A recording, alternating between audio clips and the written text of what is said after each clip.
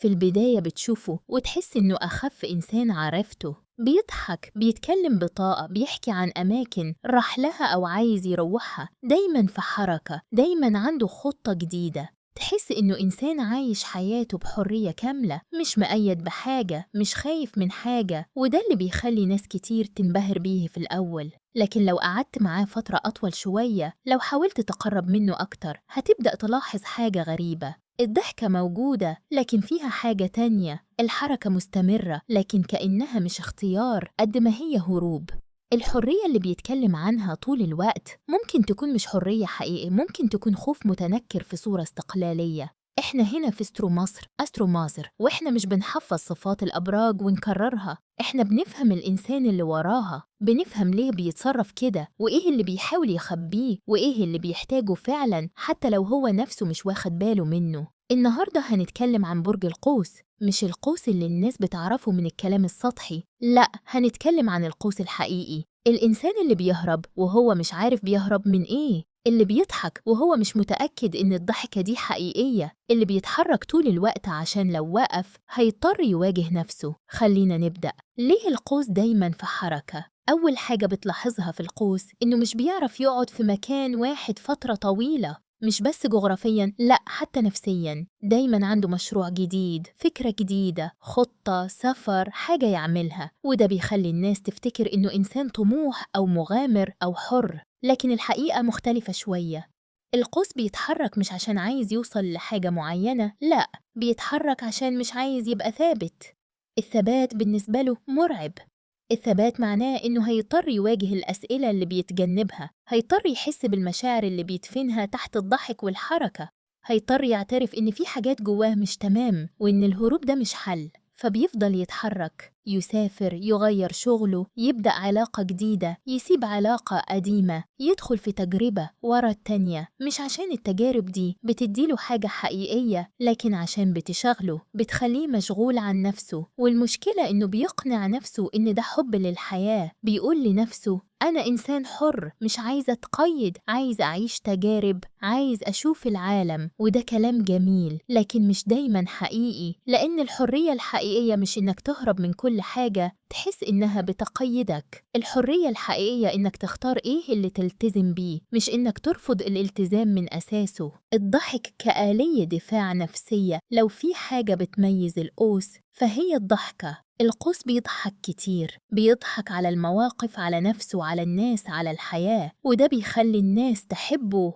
لأن الضحك معدي والناس بتحب اللي بيخليها تضحك. لكن لو دققت في الضحكة دي هتلاقي إن في أوقات كتير مش ضحك حقيقي، مش ضحك نابع من فرح أو خفة، لأ، ده ضحك دفاعي، ضحك بيستخدمه عشان يخفي حاجة تانية. القوس بيضحك عشان ما يحسش، بيضحك عشان الموقف ميبقاش جدي، بيضحك عشان محدش ياخد باله إنه متضايق أو خايف أو حزين، بيضحك عشان لو وقف عن الضحك هيضطر يواجه الألم اللي جواه. وده مش غلط في حد ذاته، كلنا بنستخدم آليات دفاع، لكن المشكلة لما الآلية دي تبقى هي الوحيدة. لما القوس يوصل لمرحلة إنه مش قادر يعبر عن أي حاجة غير الضحك، لما يحس إن لو ما ضحكش، لو ملعبش دور الشخص الخفيف المرح، الناس مش هتحبه أو مش هتقبله، فبيفضل يضحك حتى لما يكون محتاج يعيط، حتى لما يكون محتاج حد يسمعه بجد، حتى لما يكون تعبان نفسياً ومحتاج يقول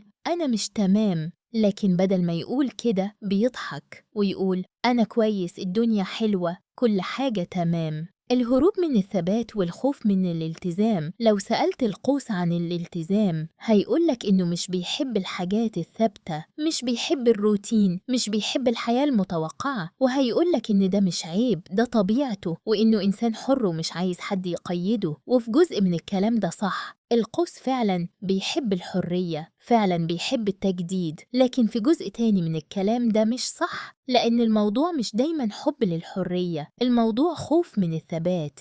الثبات بيخوف القوس.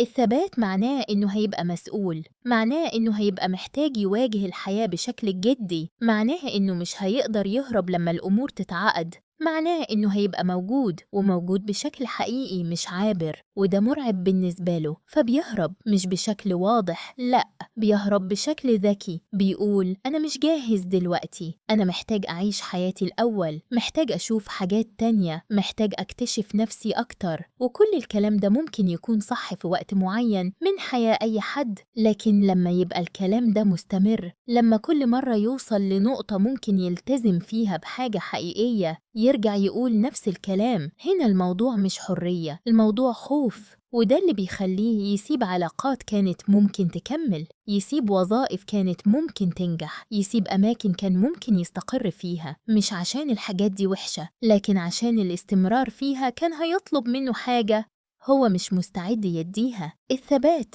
القوس تحت الضغط النفسي، لما القوس يتعرض لضغط نفسي حقيقي بيحصل حاجة غريبة، بدل ما يواجه الضغط ده بيختفي، مش بالمعنى الحرفي دايما، لكن بيبعد، بيسكت، بيقفل على نفسه، أو بيزود الحركة والضحك بشكل مبالغ فيه عشان محدش يحس إنه تعبان. القوس مش بيعرف يطلب المساعدة، مش بيعرف يقول أنا محتاج حد، مش بيعرف يعترف إنه ضعيف أو خايف أو مش قادر يكمل لوحده. ليه؟ لأن ده بيهدد الصورة اللي بيحاول يحافظ عليها، صورة الإنسان القوي المستقل اللي مش محتاج حد، صورة الإنسان المرح اللي مش بيتأثر بالحاجات الصعبة، صورة الإنسان الحر اللي مش بيتقيد بأي حاجة حتى المشاعر الصعبة. فلما يحس بالضغط بيعمل واحد من اتنين: يا إما يهرب فعلياً، يسافر، يبعد، يقطع التواصل، يختفي، يا إما يهرب نفسياً، يتجاهل المشكلة، يعمل نفسه إن كل حاجة تمام، يضحك ويلعب ويتصرف كأن مفيش حاجة حصلت. والاتنين في الآخر هروب، والاتنين مش بيحلوا المشكلة بس بيأجلوها. والمشكلة إن القوس بيفتكر إن ده ذكاء، بيفتكر إنه بيحمي نفسه، لكن الحقيقة إنه بيأذي نفسه أكتر، لأن المشاكل مش بتختفي لما نتجاهلها، والمشاعر مش بتموت لما ندفنها،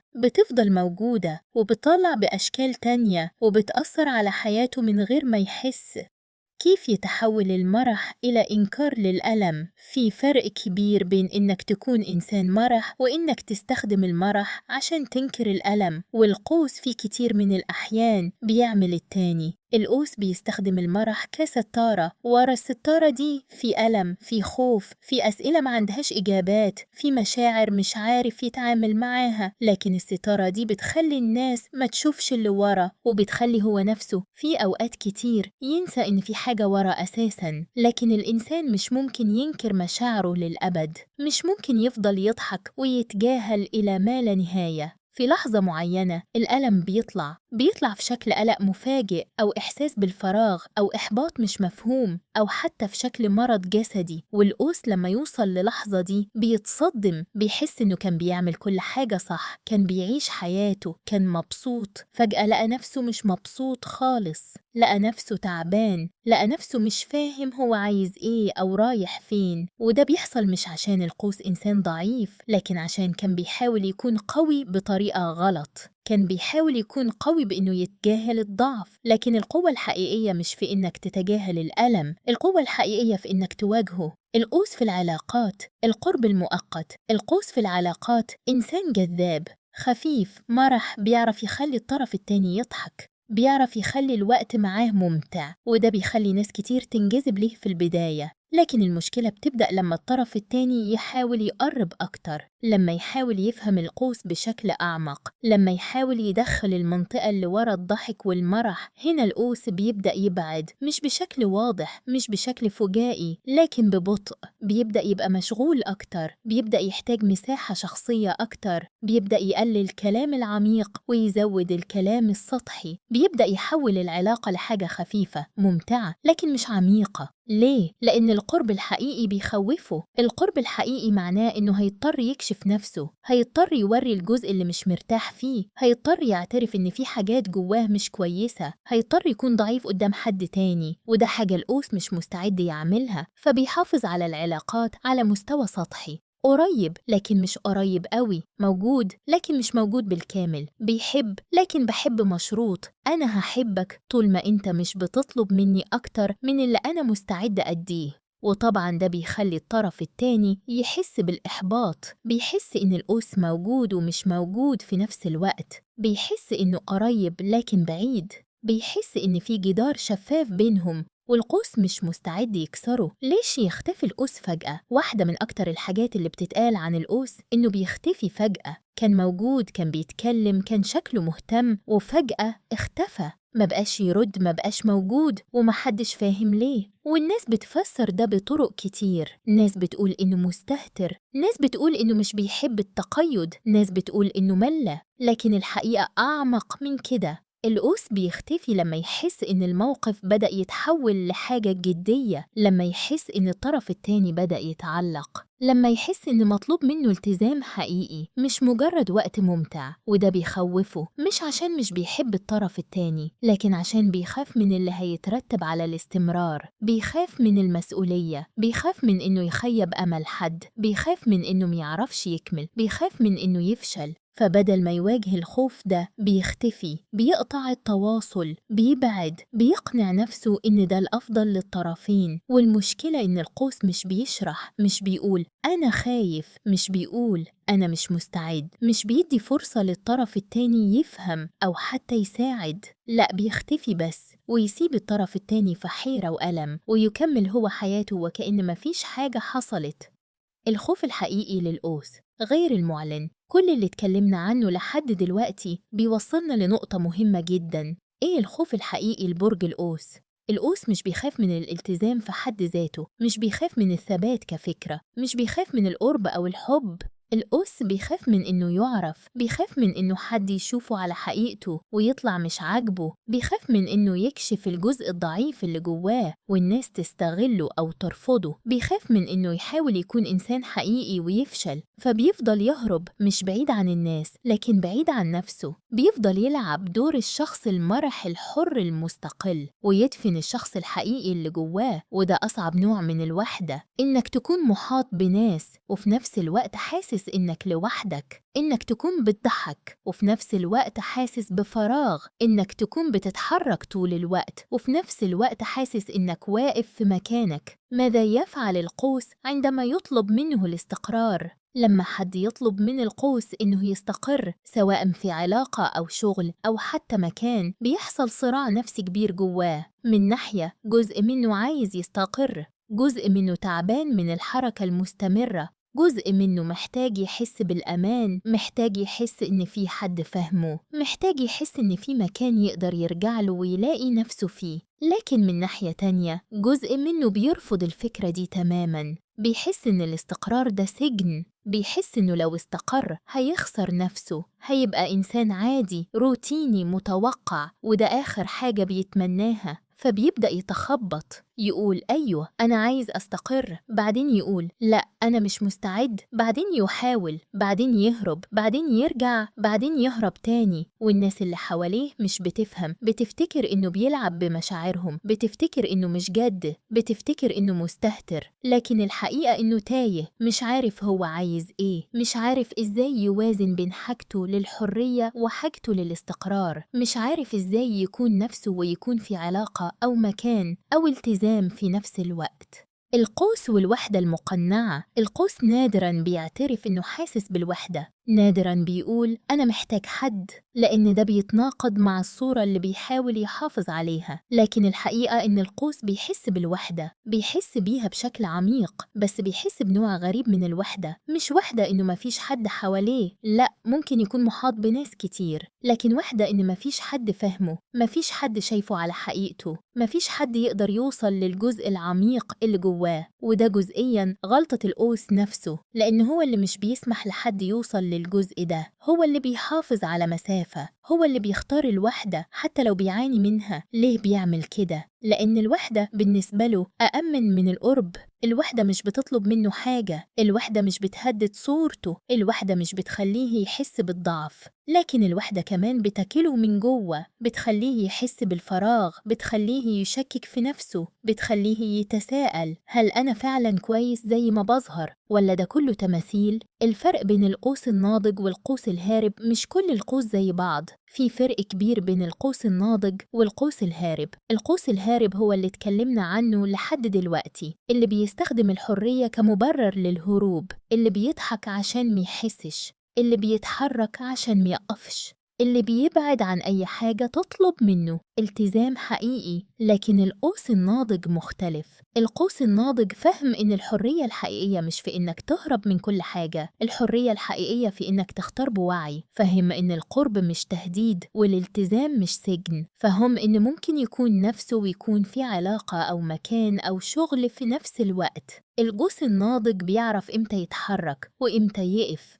بيعرف إمتى يضحك وإمتى يعترف إنه تعبان، بيعرف إنه ممكن يطلب المساعدة ويفضل قوي، بيعرف إن الضعف مش عيب والوقوف في مكان واحد مش فشل. القوس الناضج مش بيخاف من نفسه، مش بيهرب من اللي جواه، ومش بيستخدم الحياة كلها كآلية دفاع. لكن الوصول للنضج ده مش سهل، بيحتاج وعي، بيحتاج شجاعة، وبيحتاج استعداد إن القوس يواجه الحقيقة إن الهروب مش حرية، والضحك مش سعادة، والحركة مش تقدم. لماذا يساء فهم برج القوس دائماً؟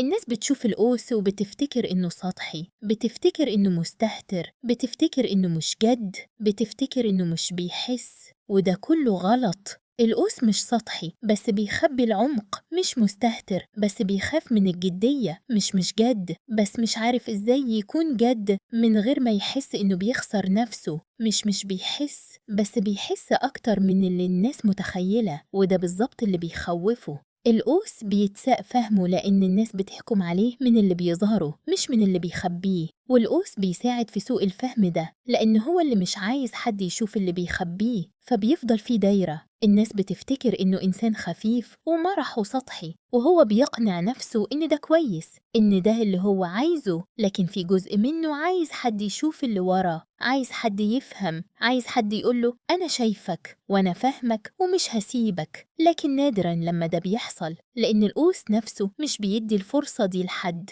أكثر شيء يحتاجه القوس ولا يطلبه، لو في حاجة واحدة القوس محتاجها أكتر من أي حاجة تانية، فهي إنه حد يفهمه من غير ما يطلب. القوس مش هيقول أنا خايف، مش هيقول أنا تعبان، مش هيقول أنا محتاج حد يقف جنبي، لكن هو محتاج كل ده. محتاج حد يشوفه على حقيقته، يشوف الخوف ورا الضحك، يشوف الوحدة ورا الحرية، يشوف الألم ورا المرح، ومحتاج حد يقبله بكل ده، يقبل إنه مش دايماً قوي، يقبل إنه مش دايماً مبسوط، يقبل إنه إنسان عادي ليه نقاط ضعف وليه مخاوف وليه حدود، ومحتاج حد يصبر عليه، يصبر على الهروب، يصبر على البعد، يصبر على التخبط، ويفضل موجود رغم كل ده. لكن القوس نادراً بيلاقي الحد ده، ونادراً لما بيلاقيه بيعرف يستغل الفرصة دي، لأن الخوف بيكون أقوى. الخوف من إنه يتعرى نفسياً قدام حد، الخوف من إنه يكون ضعيف، الخوف من إنه يرفض. كيف يبدأ القوس رحلة الشفاء النفسي؟ رحلة الشفاء بالنسبة للقوس بتبدأ بخطوة واحدة بسيطة لكنها صعبة جداً، إنه يوقف الحركة المستمرة، يوقف الضحك الدفاعي، يوقف الهروب، يقعد مع نفسه ويسأل نفسه الأسئلة اللي بيتجنبها من زمان. أنا بهرب من إيه؟ أنا بخاف من إيه؟ أنا فعلا سعيد ولا بمثل السعادة؟ الحرية اللي أنا عايشها دي حرية حقيقية ولا سجن اخترته بنفسي؟ الأسئلة دي مش سهلة والإجابات مش هتكون مريحة، لكن دي البداية. بعد كده القوس محتاج يتعلم إزاي يعبر عن مشاعره، يعبر عن الخوف، عن الألم، عن الحاجة للمساعدة. محتاج يتعلم إن التعبير ده مش ضعف، ده قوة. ومحتاج يتعلم إزاي يثق في نفسه وفي الناس اللي حواليه، يثق إن القرب مش هيدمره، إن الالتزام مش هيسجنه، إن ممكن يكون نفسه ويكون في علاقة حقيقية في نفس الوقت. ومحتاج يتعلم إن الحرية الحقيقية مش في إنك تهرب من كل حاجة، الحرية الحقيقية في إنك تختار بوعي، تختار إيه اللي يستاهل تلتزم بيه وإيه اللي يستاهل تسيبه. الشفاء مش هيحصل في يوم وليلة وهيحتاج شجاعة، لكن ممكن يحصل. والقوس اللي بيبدأ الرحلة دي بيكتشف حاجة مهمة جداً، إن الوقوف في مكان واحد مش نهاية الحرية، ده بداية الحرية الحقيقية. في اللي النهاية برج القوس مش البرج المرح السطحي اللي الناس بتفتكره، ده إنسان عميق، حساس، خايف، بيحاول يحمي نفسه بطريقته الخاصة. ممكن الطريقة دي تكون غلط، ممكن تكون بتأذيه أكتر ما بتحميه، لكن ده مش معناه إنه إنسان سيء أو ضعيف. ده معناه إنه إنسان زينا كلنا، بيحاول يعيش ويحمي نفسه من الألم حتى لو بطريقة مش صحية. لو أنت من مواليد برج القوس وحاسس إن الكلام ده لمسك، يمكن ده وقت كويس تقف شوية، تبص لنفسك، تسأل نفسك: أنا فعلا حر ولا أنا بهرب؟ ولو أنت بتعرف حد من برج القوس وبتحاول تفهمه، حاول تشوف اللي ورا الضحكة، حاول تصبر على الهروب، حاول تفهم إن البعد ده مش عشان مش بيحبك، ده عشان خايف. إحنا هنا في ستارو مصر، أسترو مصر، بنحاول نفهم الإنسان مش نحكم عليه، بنحاول نشوف اللي ورا الصورة مش نكتفي بالظاهر. لو عندك تجربة مع برج القوس، شاركنا في الكومنتات.